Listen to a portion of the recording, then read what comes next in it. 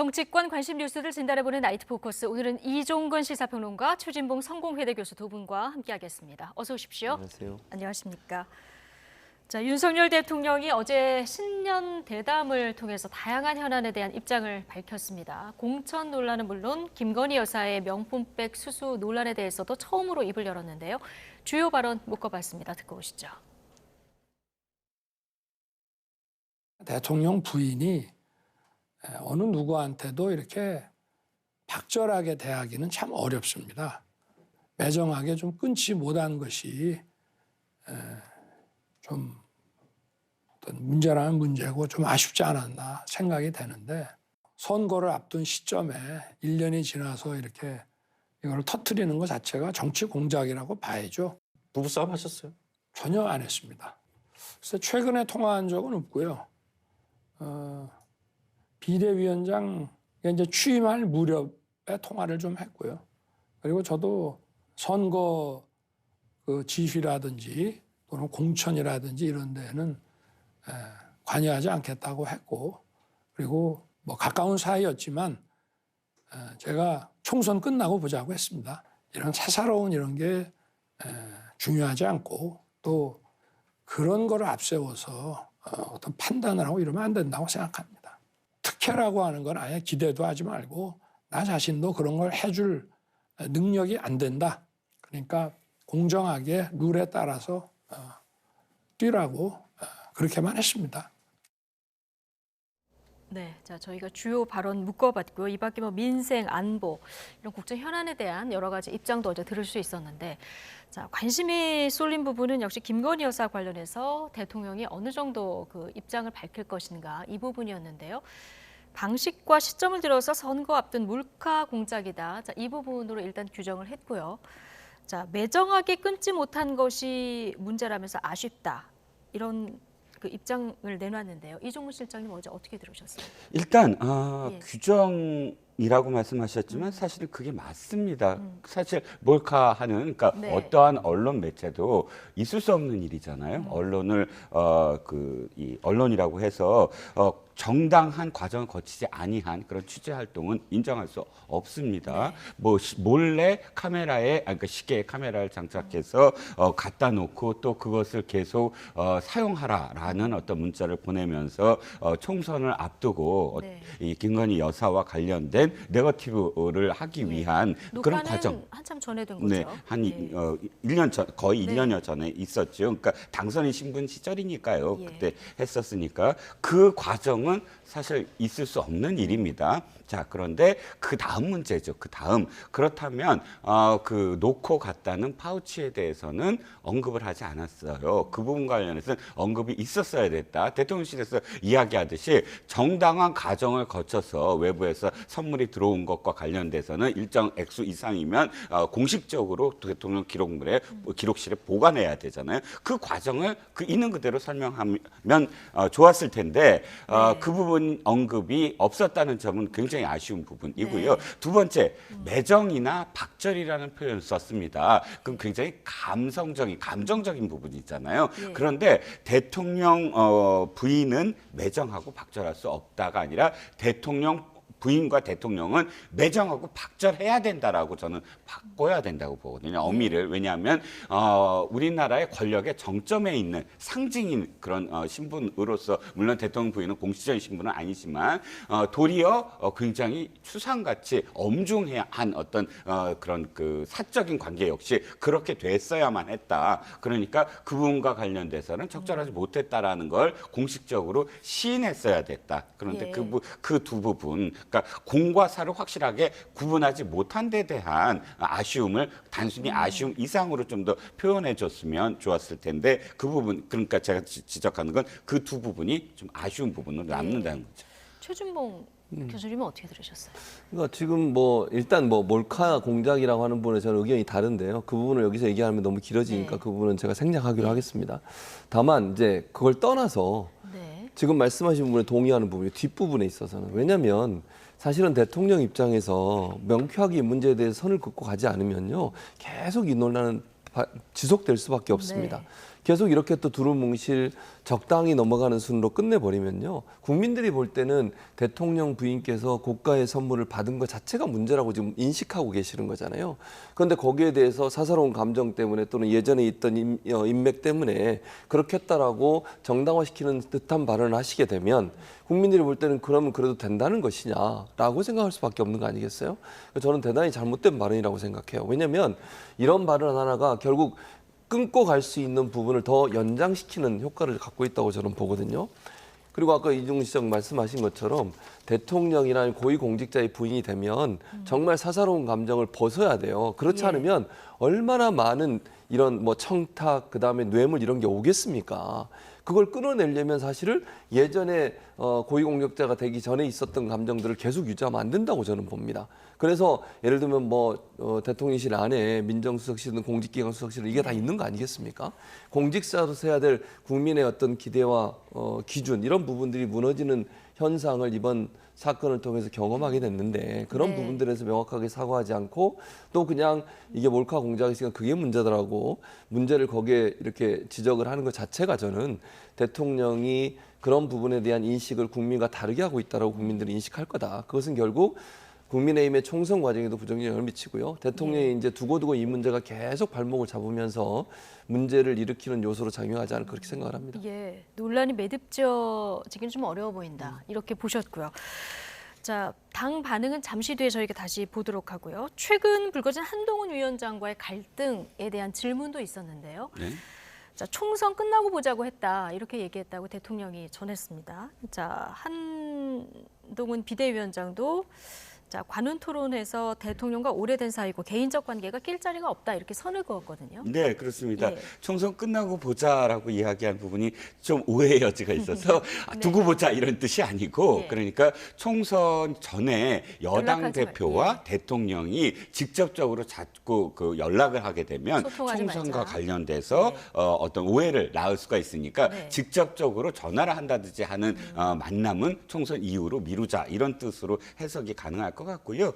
또 한동훈 비대위원장이 한 표현은 이겁니다. 20년 전부터의 어떤 서로 간의 관계 그러니까 이 서로의 관계가 어떻게 설정이 돼 있냐면 우리는 대통령과 본인은 그러니까 이 사적인 어떤 사사로움보다도 서로 생각이 다른 부분에 대해서 존중하는 사이다. 즉 이건 사례가 있어요. 부산지검으로 발령이 났을 때 당시에 부산국세청장을 수사하다가 전국표 국세청장 그때 구속 수사를 하려고 했어요. 그때 정상면 검찰총장이 좀 말렸거든요. 너무 지나치다 구속은. 그런데 그걸 말리기 위해서 윤석열 검사를 파견하려고 했어요. 부산에 가서 좀 말려봐라. 너무 지나치다. 그런데 윤석열 검사가 거기서 한동훈 검사를 두둔을 했어요. 그러니까 이 보호해줬어요. 즉 자기가 내려가서 아무런 어떤 역할을 못한다. 네. 한동훈 검사 말이 맞다라고 가드를 했었거든요. 그때 연승열 검사가 한동훈 비대위원장을 두고 이렇게 얘기합니다.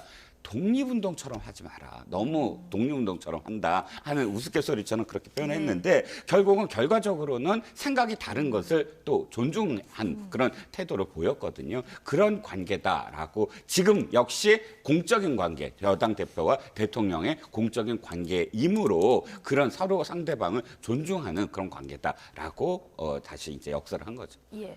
또 하나 용산 참모들이 최근에 양지만 찾는다 이런 이제 비판들이 좀 나오지 않았습니까? 여기에 대해서 후광은 불가능하다 이렇게 딱 선을 그었는데 지금 여당에서 이기는 공천하겠다고 지역구를 좀 옮기는 이런 작업들이 진행되고 있지 않습니까? 그렇죠. 여기에 이제 누가 들어가고 공천이 어떻게 진행되는지를 좀 지켜봐야 되겠죠. 그렇죠. 그 부분이 저는 키라고 생각해요. 말씀하신 것처럼. 그러니까 지금 이제 중진 의원들을 어느 쪽으로 가주세요라고 요청을 했고 받은 사람도 있고 아니면 고민하는 분도 계시는 것 같아요. 근데 이제 문제는 뭐냐면 그분들이 나가는 게 이제 중요한 게 아니고 그 자리에 그럼 누가 가느냐가 중요하다고 생각해요. 정말 대통령이 그 대담에서 얘기했던 것처럼 정말 본인의 후광 효과를 전혀 하지 않겠다고 얘기했는데 만약에 용산에서 근무 경력을 갖고 있는 분들이나 검찰에서 오랫동안 친분이 있었던 분들이 그 자리에 가게 되면 그거는 이제 후광 효과라고 볼 수밖에 없는 거잖아요. 만약 거기에 정말 국민들이 원하는 참신한 시인들이 가거나 아니면 대통령과 연관이 없지만 국민들에게 정말 좋은 반응을 얻을 수 있는 그런 분들이 가게 되면 그건 박수 받을 일이지만 만약에 거기에 용산에서 근무했던 경력 가지고 가신 분들이 들어가게 되거나 아니면 검사 출신들 이런 분들이 가게 되면 그건 국민들로 하여금 이러려고 그럼 자리를 비운 거 아닌가 이런 비판이 있지 않겠습니까? 네. 그러니까 본인이 말씀하신 것처럼 후광 효과를 전혀 받지 못하게 하겠다고 말씀을 하셨으면 그게 공천으로 보여져야 돼요. 이건 이제 약속이시잖아요. 그 약속이 지켜지는지 안 지켜지는지는 국민의힘 공천이 끝난 뒤에 이제 소위 PK나 TK 지역 또 강남 지역의 어떤 분들이 공천을 받느냐가 대단히 중요한 기준점이 될 거다. 즉 평가가 될 거다. 네. 약속을 지키시는 건지 안 지키시는 건지. 예. 그래서 이거는 지금은 어떤 결론을 내릴 수 없을 것 같고요. 공천 과정이 다 끝난 뒤에 어떤 분들이 공천이 되느냐에 따라서 대통령의 말이 진심인지 아닌지가 판가름 나지 않을 그렇게 생각합니다. 네. 자, 어제 대통령 대담에 대해서 여야는 극과 극의 반응을 내놨는데요. 한동훈 국민의힘 비대위원장 그리고 홍익표 민주당 원내대표 이야기 같이 듣고 오시겠습니다. 대통령께서 진솔한 자기 생각을 말씀하셨다고 생각합니다. 제가 세세한 발언 내용에 대해서 평가하는 것은 적절하지 않아 보입니다. 그렇게 무슨 리스크다 이렇게 프레임으로 하는 것에 대해서는 저는 공감하지는 않고요. 국민으로부터 이렇게 주시받는 책임 있는 지위에 있는 사람들은 다 같이 저를 포함해서 다 조심하고 더 주의해야 한다고 생각합니다. 녹화 후 편집한 홍보용 영상을 내보낸 것은 오히려 국민과 괴리된 불통만 확인될 시간이었습니다. 국민적 지탄을 받고 있는 문제들에 대해 자유로운 질문과 진실한 답변이 아닌 변명으로 넘어가고자 해서 오히려 분노만 키운 것입니다. 거듭되는 실정과 잘못에도 반성 한마디 없이 변명으로 시작해 자기 합리화로 끝낸 빈 껍데기 대담이었습니다. 네. 한동훈 위원장은 연탄 봉사를 하다가 이제 질문을 받고 답을 했는데 대통령이 진솔하게 입장을 설명했다고 본다. 그러나 이제 조금 더 조심하고 주의해야 된다고 생각한다. 이 얘기를 했는데요. 대통령실에서는 어제 대통령 입장 표명이 사실상의 사과다. 이렇게 평가를 했는데요. 어제 이제 사과나 유감의 직접적인 표현은 없었거든요. 네, 사과는요 앞에 수식어가 붙으면 안 됩니다. 네. 그럼 사실상의 사과라든지 아니면 어떤 수준의 사과라든지 아니죠. 사과는 무조건적인 사과여야 됩니다. 그래야 받아들여지거든요. 과연 어저께가 사과였다면 직접적으로 사과라는 것을 받아들이는 사람이 그렇게 느껴질 만큼의 무엇인가가 있었어야 돼요. 그런데 그것이 받아들여지지 못하는 어떤 상황에서 도리어 그것을 한 행위자가 규정하는 것, 이건 사과가 될 수가 없다는 거죠. 사과는 두 가지가 전제돼야 돼요. 빠르고 충분하게. 빠르지도 않고 왜냐하면 충분하지도 않기 때문에 그것을 자꾸 규정하려고 하는 것이거든요. 어저께 누군가가 우스갯소리로 이렇게 얘기하더군요. 처음에 그 대담을 애플의 사과를 이야기하셨고 그래서 이 나중에 사과를 이야기하려고 빌드업을 하시는 게 아니냐. 예. 그런데 뒤에 사과가 그냥 진짜 물가를 얘기하는 사과였더라. 뭐 이렇게 우스갯소리로 얘기하더라고요. 네. 저는 어찌됐든 사과는 아니었다. 사과를 하려면 진짜 사과를 했어야 됐고 아니면 진짜 모든 것을 투명하게 전부 다 A부터 Z까지 얘기하고 판단은 국민들이 해달라. 우리는 최선을 다했다. 이렇게 하든가 둘 중에 하나였어야 됐다라는 겁니다. 네, 유감이라든가 사과라는 단어가 적어도 들어갔어야 된다. 이렇게 뭐 보시는 사과를 것 하려면. 같은데, 하려면. 예. 예. 근데 사과가 아니면 좀 더 정확한 진상과 관련해서 이야기가 있었어야 됐다. 앞서 말씀하신 이제 가방이 어떻게 보관이 돼 있고 어떤 경위로 지금 네. 왔는지 이런 부분이 좀 구체적 설명이 있던가 아니면 사과가 있어야 된다 이런 지적을 해주셨는데요. 야당에서는 뭐 빈 껍데기 대담이었다. 굉장히 호평이 나왔습니다. 특히 이제 그 진행자의 발언 가지고도 예. 오늘 좀 얘기가 있었는데 외국 회사의 조그마한 백이다 이렇게 표현을 하다 보니까 이게 파우치냐 명품 백이냐 좀 비생산적인 논란으로 좀 번진 느낌이에요. 그렇죠. 그러니까 뭐 그게 중요하냐 아니냐는 네. 문제는 아닌 것 같아요. 근데 다만 저는 이제 이런 아쉬움이 있어요. 기자시잖아요. 그분이 진행하신 분이. 그 기자는 사실은 정말 뭐랄까요. 국민의 입장에서 직설적이면서도 좀 아픈 질문들을 많이 해줘야 돼요. 그리고 대통령이 거기에 대해서 해명하고 또는 답변하고 이런 과정을 통해서 본인의 정당성을 확보해 나가고 이러는 게 이제 사실은 국민들이 보고 싶은 장면인데 예를 들면 지금 현재 이 대담이 있기 전까지 거의 모든 언론에서 보도했던 것들은 명품 백, 수수 의혹 이렇게 보도가 됐거든요. 대부분. 그러니까 뭐 고가라고 하는 건 300만 원 정도라고 영수증까지 그게 찍혀 있으니까요. 300만 원 정도의 고가의 명품 백을 선물로 받았다 하는 것이 이제 일반적으로 보도된 내용이었는데 갑자기 조그만 백이었고 파우치였고 이렇게 얘기를 해버리면 사실은 그 받은 어떤 물건 자체가 그만한 가치가 있느냐 하는 부분들을 연상시킬 수 있는 내용이 된다는 것은 좀 우려가 있다고 저는 생각해요. 이게 만약에 대통령이 얘기했다면 또 대통령 입장에서 본인의 정당성을 확보하기 위해서 그렇게 얘기했다고 하는 뭐 비판을 받겠지만 그렇게 얘기할 수 있지만 질문하시는 분이 그렇게 얘기하는 건 저는 대단히 부적절하다고 생각해요. 그러니까 질문하시는 분은 국민적 관점에서 물어봐야 되는 거예요. 국민들이 다 명품백 수수 의혹으로 알고 있고 그렇게 알고 있다면 그 의혹에 대해서 어떻게 생각하시냐고 물어보는 게 맞지 본인이 그걸 다르게 조그맣게 만들려는 의도가 있는 것처럼 비춰질 수 있는 뉘앙스로 질문을 던지는 것은 그건 저는 부적절하다고 생각합니다. 그런 네. 점에서 저는 조금 기자 정신을 발휘했으면 좋을 뻔했는데 그런 부분이 되지 않은 부분이 좀 아쉬운 부분이라고 생각합니다. 여러모로 이제 두 분께서 아쉽다라는 단어를 많이 써주셨는데 처음에 이제 사과를 여당 내에서 요구했던 분이 김경률 비대위원 아니겠습니까? 전 이분의 반응도 궁금했는데 대통령이 계속 아쉽습니다 했는데 나도 똑같은 말 아쉽습니다라고 이제 반응을 했습니다. 그런데 김경률 비대위원 평상시 이제 얘기하는 걸로 봐서는 좀 확전을 자제하는 듯한 이런 분위기도 읽히고요. 어떻게 읽으셨습니까? 일단 김경일 비대위원이 그 네. 불출마를 선언하면서 이렇게 얘기한 대목이 기억이 납니다. 앞으로 당 밖의 목소리를 전달하는데 더 주력하겠다 이렇게 표현도 하고요. 또 비대위원이 되자마자 하는 말이 또 이것도 있어요. 나는 상대방 그러니까 예를 들어서 민주당 이쪽이 저는 국민의힘에 들어왔으니까 상대는 이제 민주당이라고 한다면 상대에 대해서 갖고 있는 잣대 그대로 내부에도 시선을 두고 그렇게 이야기할 거다라는 이야기가 있습니다. 이 두 가지를 종합을 하면 어쨌든 불출마 선언을 통해서 자기의 목소리, 그러니까 내부에 대한 시선도 역시 똑같은 잣대로 하겠다라고 들렸거든요. 물론 이제 아쉽습니다라고만 그친 것 같지만 그러나 이거를 포함해서 앞으로 나는 불출마했으니까 더욱더 사실은 자유롭게 이야기할 수 있다라는 그런 해석을 붙인다면 김경일 비대위원이 자기 목소리를 더 높일 가능성도 저는 있다고 봅니다. 예, 앞으로도 높일 가능성도 있다. 자, 현재 시점에 여론은 어떻게 흘러가고 있는지 좀 살펴보도록 하겠습니다. 오늘 나온 여론조사인데요. 윤석열 대통령의 국정 수행 평가. 자, 6%포인트가 2주 사이에 올라서 37%까지 오른 이런 모습입니다. 지금 30%대 중후반을 기록한 게 지난해 9월 2주차 이후 5개월 만이라고 합니다. 같은 조사 대비해.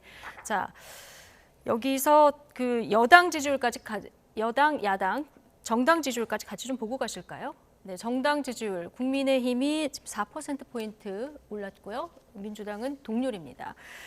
자, 지금 대통령 지지율과 같이 움직이는 모습을 볼 수 있는데 이유가 뭐라고 보십니까? 일단 뭐 대통령 국정운영 평가에 대해서 지지율 나온 부분들은 일단 이게 이제 하나의 여론조사니까요. 다른 네. 여론조사는 또 다른 결과가 나오는 부분도 있어서 이 하나의 이 내용만을 보고 네. 말씀을 드린다고 하면 아마도 이제 뭐 국정 운영에 대해서는 오차범위 내에 있어서 크게 의미가 있다고 보지는 않습니다. 그러나 그럼에도 불구하고 올랐다고 하는 수치가 이 지금 여론조사에서 나왔어요. 다른 여론조사가 다르게. 그래서 이 여론조사에서 이제 표본이 어떻게 되는지 제가 좀 확인을 못 하고 왔는데 그 부분을 확인해야 한다고 생각을 하고요. 뭐 제가 볼 때는 크게 변화가 없는 것으로 개인적으로 생각을 해요. 다만 이제 윤석열 대통령이 국정 운영 관해서 특별히 무슨 다른 악재라는 이런 부분이 네. 나온 게 없고 현재 있는 선에서 계속 유지가 되다 보니까 지지층들이 약간 결집한 부분이 있지 않나 하는 생각이 들고요. 국민의힘 같은 경우에는 아마도 한동훈 비대위원장이 언론에 자주 노출이 되고 한동훈 비대위원장이 언론의 노출도가 높아지면서 결국 기대감이 어느 정도 상승하고 있는 것 같아요. 그런 부분들이 이 여론조사 결과에 기반해서 분석을 해보자면 네. 영향을 미친 게 아닌가 하는 생각이 듭니다. 그래서 이제 언론들이 한동훈 비대위원장을 계속 이제 뒤따라가면서 취재하고 보도하고 그런 부분들이 자꾸 노출되다 보니까 이제 한동훈 비대위원장 기대감을 어느 정도 국민들이 갖게 된 것 같고요. 특히 이제 보수 진영이나 중도에서 보수적 생각을 갖고 계신 분들도 그런 부분들을 좀 강화시키는 것 같아요. 네. 그런 부분들이 이 여론조사 내에서의 결과로만 분석해 본다고 하면 상승세를 일정 네. 부분 이끄는 게 아닌가 그렇게 분석합니다. NBS 여론조사로만 봤을 때 네. 자, 상승 요인을 한동훈 비대위원장에 대한 어떤 기대감의 반영이다 이렇게 보셨는데 조금 전에 저희가 영상 하나를 이제 밑그림으로 보여드렸는데요. 대통령실이 이번 설 인사 그 영상을 공개를 했는데요. 이걸 보면 예전에는 김건희 여사하고 같이 이제 인사를 하는 이런 그 설 인사가 있었는데 한복을 입고요. 그렇죠. 네네. 이번에는 대통령 참모진들하고 같이 노래를 하는 영상으로 꾸몄습니다. 네. 민심을 고려한 일단 영상일까요? 대통령실에 저렇게 합창단을 조직을 했대요. 이거를 위해서 조직한 건 아니고 네. 원래 있었답니다. 뭐 어떤 동아리 활동 같은 걸로 여겨지고요. 예. 그래서 그 합창단이 노래를 부르는 것을 이제 윤 대통령이 함께 부르는 장면으로 해서 설 인사를 대신했습니다. 어떤 의미에서는 뭐 설과 관련돼서 대단히 감성적인 그런 소통을 하고자 하는 게 아닌가라는 생각도 들고요. 근데 앵커가 말씀하셨듯이 기존과 다르게 김건희 여사가 함께하는 어떤 영상을 찍지 아니한 것, 그것은 확실하게 최근에 네. 어떤 문제들, 그러니까 지금 여론이 이 대통령의 해명까지 요구하고 있는 상황까지 왔을 때 네. 김건희 여사와 함께하는 것보다는 일단 대통령과 뭐 대통령 직원들이 함께하는 모습이 훨씬 더 안정적으로 지금 소통을 하는 게 아닌가라고 판단한 것 같습니다. 네. 자, 갤럽 조사도 좀 보실까요? 여기에서는 수도권 민심 관련해서 조금 재미있는 여론조사가 있어서 저희가 좀 준비를 해봤는데요. 지역구 국회의원의 재선 희망 여부 보시겠습니다. 수도권 전체로 봤을 때 다른 사람이 당선됐으면 좋겠다가 52, 현역이 유지됐으면 좋겠다가 29%고요. 서울이 49대 34, 경기 54대 26, 인천이 54대 28 이렇게 나타나고 있습니다. 자, 특히 지금 민주당 지지세가 강한 경기하고 인천에서 현역 의원 교체를 원하는 여론이 좀 상대적으로 높거든요. 이거 어떻게 해석하십니까? 저는 기본적으로 이게 무슨 민주당과 국민의힘의 의원들이 많고 적고의 문제는 아니라고 생각해요. 지금의 현역.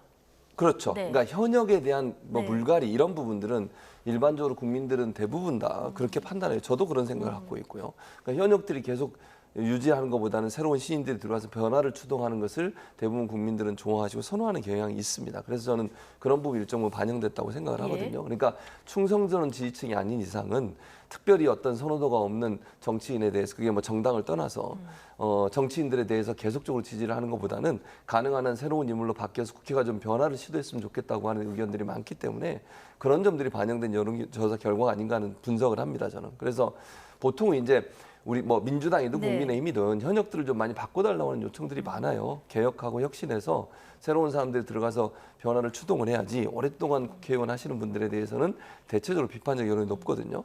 그런 여론들이 일정 부분 반영된 것이라고 보기 때문에 네. 특별히 민주당 의원들이 더 많은 수도권이니까 더 그렇다라고 보지는 않고요. 네. 그런 차원에서 아마 여론이 반영된 그런 의견이 아닌가 이렇게 생각을 예. 합니다. 또 앞으로 공천 과정에서 그렇다면 여야 모두 좀 새 인물 찾기 경쟁도 본격화 될 것 같아요. 네, 그렇죠. 예.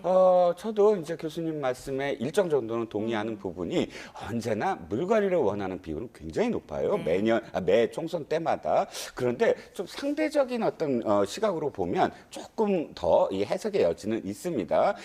물갈이 여론이 굉장히 높은 지역은 사실상 텃밭인 지역이 그래요. 예를 들어 호남과 TK 굉장히 물갈이 비율이 다른 수도권이라든지 상대적으로 봤을 때 이 비율이 굉장히 높거든요. 현역에 대한 또 실망감이 굉장히 높기 때문이고 왜냐하면 그 현역들은 쉽게 당선된 사람들이 가능성이 굉장히 높고요. 뭐 경선은 어렵더라도 본선은 언제나 상대적으로 굉장히 무난하게 당선이 네. 된 이후에 지역구 활동이라든지 이런 것들을 굉장히 등한히 하는 경향이 굉장히 높아요. 언제나 텃밭은 그래 왔거든요. 그런데 지금 제가 보기에 수도권의 경기 인천이 서울보다 조금 더 높다라는 건 이건 민주당이 조금 더 앞으로 공천 과정에서 훨씬 더 새로운 인물이라든지 혹은 어떤 서사를 써서 인재 영입을 해갖고 수도권에 어떤 그래도 바람 같은 걸 일으켜야 된다는 신호로 민주당이 받아들여야 된다. 제가 보기에는 상대적으로 지금 수도권이 그 이전보다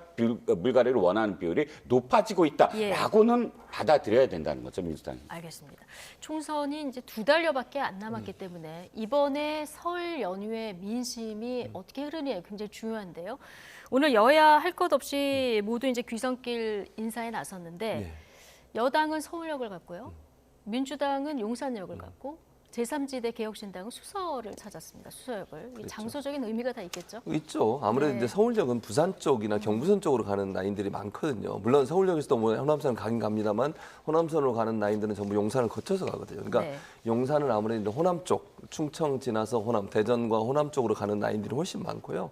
서울은 아무래도 경부선 라인, 그러니까 대구, 부산 쪽으로 가는 라인들이 많기 때문에 본인들의 전통적인 지지층이 있는 곳으로 갔다고 볼 수 있죠. 그건 뭐 근데 이제 수서를 간 거는 조금 특이한 현상이긴 해요. 네. 그러니까 수서는 물론 양쪽을 다 가지만 영월함을 모두 이제 관통한다. 그렇긴 하죠. 근데 네. 이제 뭐 총량으로 보면 SRT가 이제 KTX보다는 훨씬 양이 적기 때문에 예. 그리고 이제 아마 피하고 싶었을 거예요. 뭔가 서울역을 가거나 용산역을 가면 또 겹치게 되잖아요. 네. 그런 점에서 본다면 뭐 차별화를 하기 위해서 그렇게 했다고 볼 수도 있겠지만 아무튼 이제 개혁신당이라는 제3지대 입장에서는 차별화 차원에서 어떤 수역을 갔다고 볼 수 있을 것 같고요. 네. 그러나 이제 그것이 결국은 아까 말씀드린 것처럼 이제 SRT가 KTX보다는 양이 적기 때문에 그런 점에서 본인들이 소수이기 때문에 소수의 운행 기록을 갖고 있는 관계하는 이런 생각도 들고 여러 가지 생각이 드네요, 사실. 네. 제3지대 해석을 해주셨으니까 지금 통합 공관위 설치의 뜻을 모았는데 그 세부적으로 들어가서는 아직 그 뭐 합치를 못 이루는 이런 상황인데요. 내일 용산역 귀성 인사는 다 같이 하기로 했다 이렇게 전해져요. 네, 일단 새 과시 때문에 그럴 것 같아요. 가뜩이나 지금 현역이나 혹은 전체적으로 당원이 적은 상황에서 이게 그림을 사실 만들려고 가는 측면이 굉장히 강하거든요. 네. 그랬을 때 지금 양당이 아까 보셨듯이 굉장히 많은 어떤 그런 인원들이 가서 이 귀성 인파에 인사를 드리는 어떤 모습인데 지금 개혁신당 따로 새로운 미래 따로 하다 보니까 전체적으로 새해가 굉장히 초라해 보이는 경우가 많거든요. 내일은 어쨌든 다 같이 모여야 굉장히 큰 어떤 빅텐트처럼 보이니까요. 그런데 그럼에도 불구하고 진짜 합쳐질 수 있느냐는 건 굉장히 의문이에요. 왜냐하면 첫 번째 난관이 지금 준연동형을 또다시 하기로 했잖아요. 그럼 사실 이 병리평을 가면 무조건 지역구에 어느 정도는 이 혼을 들여야 되니까 정성을 기울여야 되니까 어쩔 수 없이 다 모여야 되는 경우가 더 많아요. 하지만 준연동을 하면 소수로 찢어지더라도 어느 정도 일정 정도의 어떤 그런 세만 과시하면 3% 그만큼 나온다. 얻으면 3%가 되면 병리평은 입성을 할 수 있는 거죠. 예. 권역별 병리평은 7%까지 돼야 네. 한 명이 되거든요. 그러니까 동상이몽인 경우가 굉장히 많고요. 빅텐트의 다른 표현이 캐치홀이거든요. 포괄정당 누구다 다 함께 지지층을 확보할 수 있다라는 뜻이지만 캐치홀에는 이런 뜻도 있어요. 잡동사니를 넣는 자루. 그러니까 진짜 빅텐트가 되는지 아니면 진짜 여러 어떤 그냥 이질적인 요소만 모아놓은 자루가 되는지는 그야말로 나를 얼마나 비우고 함께 하려는 어떤 절박함이 있느냐에 달려 있는데 저는 좀 미지수입니다. 네, 오늘 조홍천 의원은 우리가 그 이낙연 전 대표와 세력에 연대하지 않은 거는 갑질을 하면서라도 이 제3지대를 좀 연대를 시키기 위해서 좀 남아있다 이런 얘기도 하던데요. 자, 제3지대가 어떻게 움직이는지도 좀 지켜봐야 될 대목이고요. 자, 오늘 관심이 컸던 판결이 하나 있었죠. 네. 자녀 입시 비리 그리고 감찰 무마 혐의로 재판을 받았던 조국 전 장관. 오늘 2심 결과가 나왔는데요. 1심과 같은 징역 2년 실형이 선고가 됐습니다. 다만 이제 법정 구속은 면한 이런 상황이죠. 그렇습니다. 그래서 뭐 법원의 판단이니까 그거에 대해서는 뭐 이제 수용할 수밖에 없는 거잖아요. 네. 그거에 대해서 이렇다 저렇다 얘기할 수 있는 문제는 아니라고 저는 생각하고요. 다만 이제 조국 전 장관은 거기에 본인 입장에서는 도저히 받아들일 수 없다고 상고를 하겠다고 그랬어요. 그래서 대법원까지 갈 수밖에 없는 상황이 된 것 같고요. 뭐 법원에서 그렇게 판단을 했으니까 그 판단을 존중합니다. 존중하고 다만 이제 조국 전 장관은 그걸 도저히 본인이 수용할 수 없다고 하니까 이제 대법원 가서 다시 다퉈봐야죠. 그리고 네. 이제 최종적으로 대법원에서 어떤 판결이 나오냐를 좀 지켜봐야 된다고 저는 생각을 하고요. 지금 상황에서는 뭐 어느 쪽이 맞다 틀리다 이렇게 얘기하기 좀 어려운 것 같아요. 저는 그렇게 보고 대법원에서 최종적으로 어떤 판단이 나오면 거기에 대해서는 뭐 우리가 더 이상 왈가왈부할 수 있는 상황은 네. 아니라고 생각합니다. 그래서 알겠습니다. 예. 조국 전 장관 아마 대법원 판결까지 나오면 거기에 대해서는 수용하는 모습을 보이지 않을까 하는 생각은 개인적으로 있고요. 다만 예. 지금 상황에서는 대법원 판결까지 지켜봐야 하는 상황이 됐다. 이렇게 네. 말씀드리겠습니다. 네. 자, 이번 선고 조국 전 장관이 최근 총선 앞두고 정책 그 싱크탱크를 꾸린 상태 아니겠습니까? 그래서 더 관심이 갔는데요. 오늘 취재진의 총선 출마 관련한 질문에 이렇게 답했습니다. 이 얘기 듣고 오시겠습니다. 저는 많이 부족하고 여러 흠이 있습니다. 그러나 여기서 포기하지 않고 새로운 길을 걸어가겠습니다. 검찰 독재의 횡포를 온몸으로 겪은 사람으로 어떠한 일도 마다하지 않겠습니다. 총선에는 나가실 생각이신가요? 지금 제가 말씀드릴 수는 없는데 오늘 또는 뭐 조만간 저에 대한 입장을 공식적으로 표명할 시간이 있을 것으로 보고요. 대법원 판결 전에 제가 할 수 있는 모든 일을 다하겠다라고 말씀드리겠습니다. 자, 대법원 판결 전에 할 수 있는 모든 일을 하겠다. 포기하지 않고 새로운 길을 가겠다. 자, 지금 얘기를 듣고 오셨는데 바로 입장문을 또 내서요. 두려운 마음으로 새로운 길을 가려 한다. 이런 입장문을 냈거든요. 네, 입장문이라기보다는 출사표였습니다. 네. 안에 길이라는 표현이 4번이나 나와요. 새로운 길을 가려고 한다. 그다음에 국민이 선택하는 길을 그대로 따라갈 것이다. 또 여러분들에게 내가 길을 어떤 길을 가려고 했는데 그걸 알려드리겠다. 길이라는 표현만 4번 나오는데 그 길이 어떤 길인지 우리는 다 알고 있죠. 신당을 만들려고 했으니까요, 지금까지. 저는 이것이 그야말로 조국 전 장관이 공직자 마인드가 없구나라고 생각을 합니다. 왜냐하면 지금 3심 중에 2심이 실형이 나왔어요. 자신은 사실 법정 구속을 당해야 될 어떤 상황인데 법정 구속만 면한 상황이거든요. 그러면 대법은 법리만 다퉈요. 네. 그러니까 이것의 유무죄와 관련된 새로운 증거 이런 것들을 다투는 게 아니거든요. 그러면 거의 지금 빨리 나오면 5월에서 6월 달에 대법 선고가 나올 수도 있습니다. 만약에 지금 신당을 창당을 해서 지금 준 연동형으로 갔을 때 뭐 3%를 받아서 자신이 입성을 한다. 3% 이상 나와야 되죠. 왜냐하면 자기는 2번이 돼야 되니까요. 비례로만 한다면. 그러면 만약에 금배지를 단다고 쳐봅시다. 그런데 금배지를 달아서 진짜 선서를 하려면 6월 달이 돼야 돼요. 예. 당선은 4월 달에 되더라도. 그럼 아직은 21대 총선이 문을 안 닫고 있는 상황이에요. 그런데 선서도 하기 전에 선거로서 확정 판결을 받으면 어떻게 되죠? 선서도 하기 전에 헌정사상 초유의 지금 법정 구속을 그러니까 구속이 당해야 되고 그러면 보고를 해야 돼요. 네. 보고를 한 번 하는데 얼마나 걸리는지 아십니까? 국민 세금이. 그러면 최소한 자기가 대법 선고가 나올 때까지 어떤 정치적 행위를 한다는 건 아니 그 돈 뭐 세금 난 상관없어. 그냥 명예만 회복하면 돼. 이런 생각을 가지는 거예요. 만약에 비례로 나가면 승계가 되는 거 아닙니까? 비례로 나가면 네. 승계가 되겠죠. 제가 네. 그거는 예. 잘못 말씀을 드린 거고. 하지만 그럼에도 불구하고 그러니까 국민들에게 유권자들이 표를 던진 네. 사람은 그럼 어떻게 됐죠? 그 표심은 그 당에 뭐 아무리 표를 던진다고 하더라도 조국 전 장관이 만든 신당에 네. 어쨌든 투표를 한 행위 아니겠습니까? 그러니까 지금 공직의 마인드, 그러니까 하나의 어떤 선출직을 하려면 그만큼의 엄정함이 있어야 되는데 자신에 대해서는 엄정함이 없더라. 그리고 예. 가족들에 대해서도 엄정함이 없더라. 이미 이 혐의에 대해서는 같은 공범과 관련돼서 부인은 4년형을 확정받고 대법원 확정 판결을 받았잖아요. 그럼에도 불구하고 자신은 지금 아직도 죄가 없다고 얘기하는 것도 사실상 법을 공부한 사람의 태도는 아니다라는 겁니다. 예, 사실상 출사표다. 오늘 이렇게 좀 읽으셨는데, 자, 민주당 입장에서 봤을 때 지금 비례 통합 정당 만든다고 하지 않았습니까? 조국 전 장관도 이제 신당을 만들 것 같고요. 그러면 이제 함께 할지 이 부분이 고민이 될 텐데 좀 속내가 어떨 거라고 보십니까? 저는 그러니까 지역구로 뭐 민주당에 나가고 이럴 가능성은 거의 없다고 보고요. 네. 그리고 뭐 공천도 이미 작업이 다 끝났기 때문에 여기서 무슨 뭐 조국 전 장관이 지역구로 민주당 후보로 지역구로 나갈 가능성은 거의 없다고. 본인이 뭐 무소속으로 나간다면 모를까요?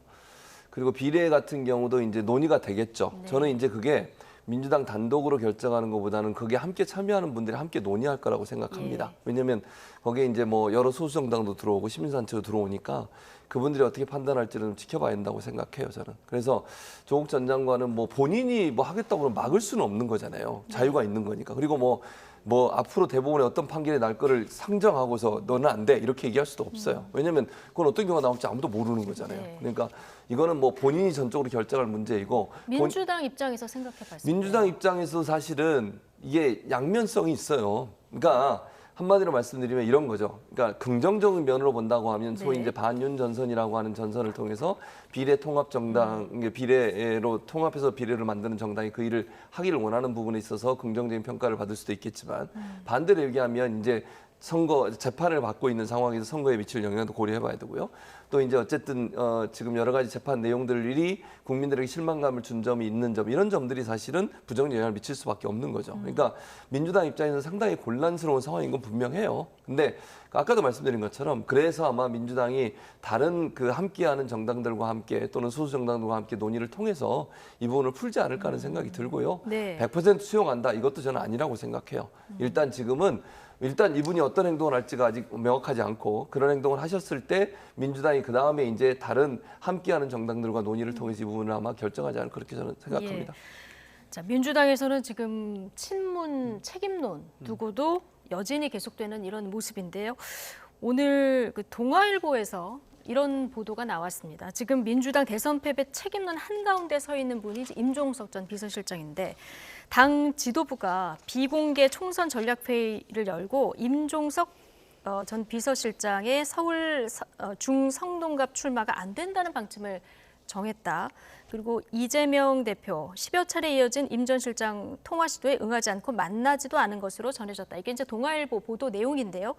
임종석 전 실장 측은 자, 이런 사실이 없었다. 이렇게 선을 그은 이런 상황입니다. 그렇지만 지금 분위기가 좀 심상치 않은 것 같기도 하고요. 네. 이거 어떻게 봐야 될까요? 이 기사가 만약에 사실이라면 네. 이제 민주당은 공천 시스템이 없다라고 비판을 받아야 돼요. 네. 왜냐하면 이재명 당대표와 이명백 공관위원장이 천명을 했어요. 어떤 외압도 받지 아니하고 공정하고 투명하고 객관적으로 공천 시스템에 의해서 공천을 하겠다고 했거든요. 그런데 지금 보세요. 친명 지도부가라고 표현이 돼요. 네. 지도부 최고위원회의의 공식적인 그런 지금 활동도 아니고 아마도 친명 지도부라는 건 최고위원들 중에 친명이라고 하는 위원들끼리만 또 의원회관에서 그것도 네. 본회의장도 아니고 의원회관에서 모여서 특정 정치인들, 특정 정파의 후보들을 배제하는 걸 결정했다고 나오잖아요. 예, 그런데 이제 뭐 사실이 아니다 이렇게 물론 당에서 부정을 해서 얘기는 저도 하고 있습니다. 전제를 예. 이게 사실이라면이라고 전제를 합니다. 그렇다면 공관위가 왜 필요 있습니까? 특정 정파의 몇몇 사람들이 누구는 배제하고 누구는 뭐 계속하고 예를 네. 들어서 친문이라고 하는 사람들 중에서도 장관들 중에서도 누구는 친명이기 때문에 친명으로 바뀌었기 때문에 뭐 공천을 하고 이런 식의 논의를 했다고 저도 믿어지지가 않아요. 네. 만약 했다고 한다면 그야말로 공천 시스템은 없는 것이고 아마 공천 시스템에 의해서 컷오프되거나 혹은 나중에 경선에서 뭐 낙천한 분들은 불복을 할 거예요. 왜? 넌 지금 이거 공관위가 하지 않았느냐. 특정 몇몇 정파에서 모여서 이런 결정을 하지 않았느냐. 예. 이렇게 되거든요. 그러니까 이 문제와 관련돼서는 굉장히 파장이 큰 보도였다. 그러니까 네. 아마 당에서도 즉시 아마 아니다. 부인을 했던 것 같아요. 그렇군요. 지금 친명 대 친문 갈등 좀처럼 수습이 잘 안 되는 이런 모습입니다. 오늘도 지금의 정권 탄생의 원인을 제공한 사람들이 책임을 져야 한다. 이 논리를 두고 양측이 설전을 주고받았는데요. 안민석 그리고 고민정 두 분의 이야기 듣고 오시겠습니다. 왜 정권을 뺏긴 거에 대한 책임을 지지 않을까? 공통 책임은 무책임이죠. 그런데 문재인 대통령을 가장 가까이서 모셨던 비서실장 그런 분들은 역사적인 책임을 져야 되죠. 그것이 국민들의 어떤 눈높이에 맞는 그런 판단이라고 저는 봅니다. 그 윤석열 정권을 탄생시킨 건 결국 우리 이제 민주당이 패배했기 때문에 그런 것인데 그럼 민주당 모두의 책임이기도 하겠죠. 우리가 이길 수 있다면 모두를 끌어안아야 되는 이 상황에서 잘잘못을 따져가면서 뺄셈하는 것이 승리에 도움이 되느냐. 본인들께서 명문정당과 용광로 정치를 말씀하신 만큼 지금의 이 사안을 정리할 수 있는 건 대표님밖에 안 계시지 않나. 네. 오늘 임종석 전 실장은 여기서 더 가면 친명이든 친문이든 국민이나 당원들한테 용서받지 못할 것이다. 거의 뭐 최후 통첩을 보냈는데 그런데 왜 이렇게 당내에서 책임론을 둘러싸고 임종석 전 비서실장이 이렇게 대두가 되는 걸까요? 그러니까 제가 볼 때는요. 네. 저는 이제 일단 여기 동아일보 기사는 저는 사실 아니라고 네. 생각하고요. 아까 이제 이 실장님은 그게 전제를 하시고 말씀하셔서 네. 그렇게 하셨는데 저는 사실 아니라고 보고 왜냐하면 본인도 부인하고 있고요. 이재명 대표가 이런 생각을 갖고 있다고 저는 생각하지 않아요. 네. 그러니까 일부 제가 알고 있기로는 일부 이제 그 강성 지지층들이 그렇게 주장을 해요. 특히 이제 두 분을 찍죠, 사실은. 네. 임종석 실장뿐만 아니라 노영민 비서실장을 찍어요. 그러니까 두 분에 대해서 부정적 이제 이런 분들은 공천 주면 안 된다는 얘기가 있긴 해요. 근데 예. 그게 저는 지도부가 결정을 했거나 아니면 공관위가 그걸 결정했다고 보지 않습니다. 어떤 근거도 없고요. 거기에 대해서. 아니 예를 들면 거기에 대해서 무슨 뭐 자료가 나오거나 아니면 정말로 그런 일이 있었다고 하는 근거가 있다면 제가 인정을 하겠는데 저는 그렇다고 생각하지 않아요. 그러니까 지금 현재 뭐 친문, 친명 간의 갈등이 있다고 얘기하는 것도 저는 과장됐다고 생각하거든요. 네. 그러니까 예를 들어서 지지층들 입장에서는 그러니까 선거 패배에 대한 어떤 그 뭐랄까요 분노 이런 부분들이 이 두 분한테 화살이 간다고 저는 보거든요. 근데 그렇다고 해서 그럼 이 두 분 자체를 네. 아예 총선에 출마하지 마라고 얘기하는 것이 타당하냐 하는 부분은 또 다른 차원의 문제라고 저는 생각해요. 누구든 출마 가능한 거고요. 누구든 공정한 경쟁을 통해서 결정돼야 한다고 저는 생각해요. 그러니까 이재명 대표가 이런 생각을 안 갖고 있다고 하셨는데 고민정 의원이 이 사안을 정리할 수 있는 게 이재명 대표밖에 없다 이 얘기하지 않습니까? 그렇죠. 좀 명확하게 정리할 그러니까 필요가 있다고 보십니까? 무슨 말이냐면 고민정 최고위원은 본인도 이제 지도부잖아요. 예. 이재명 대표가 얘기를 해달라는 얘기를 하는 거예요. 근데 사실 이 얘기를 이재명 대표가 하는 뭐 할 수도 있겠죠. 근데 어떤 말을 하든 그것이 이제 선거에 개입하는 게 될 수 있어서 상당히 조심스럽긴 해요. 다만 이렇게 얘기할 수 있다고 생각해요. 특정인을 찍어서 이런 사람들을 이렇게 마라 이렇게 얘기할 수는 없고 뭐 예를 들면 친문이나 네. 친문에게 책임이 있다 이런 얘기 하는 것을 하지 말아달라. 저는 이 정도는 할 거라고 생각해요. 이재명 대표 입장이 필요하다고 하면. 그러니까 이게 아까도 말씀드렸죠. 고민정 최고도 고민하는 건 저는 그렇게 생각하거든요. 네. 일부 지지층들이 그런 주장을 하는 것이 이게 마치 이제 의원들까지 거기에 같이 이 합세를 해가지고 얘기하시는 부분이 점점점 이 문제를 키우고 있다고 저는 봐요. 거기에 대해서 이재명 대표가 그런 네. 얘기 하지 마세요라고 얘기할 수 있다고 봐요. 다만 누구누구를 뭐 공천에 배제하라 마라 이런 얘기 하는 것 자체가 저는 문제라고 보거든요. 그래서 그 부분은 필요하다면 하실 거라고 저는 개인적으로 생각을 네. 하고요. 근데 이제 이 부분도 저는 아까도 말씀드렸어요. 이게 공정하게 경쟁을 해서 경쟁한 걸 받아들이면 되는 거예요. 예를 들면 출마하겠다는 사람은 왜 공천에서 경쟁을 못하게 합니까? 하면 되잖아요. 하고 나서 정말 당원들이 이분을 선택 안 해서 그분이 탈락하면 그건 수용할 거 아닙니까? 근데 뭐 신청하는 것 자체도 이것마저도 못하게 하는 건 저는 타당하지 네. 않다고 봅니다. 자, 좀 어제 고민정 의원이 뺄셈의 정치 이런 얘기했는데 지금 네. 총선 앞두고 양당 모두 뭐 덧셈의 정치를 해야 된다고 생각은 다들 하실 텐데 네.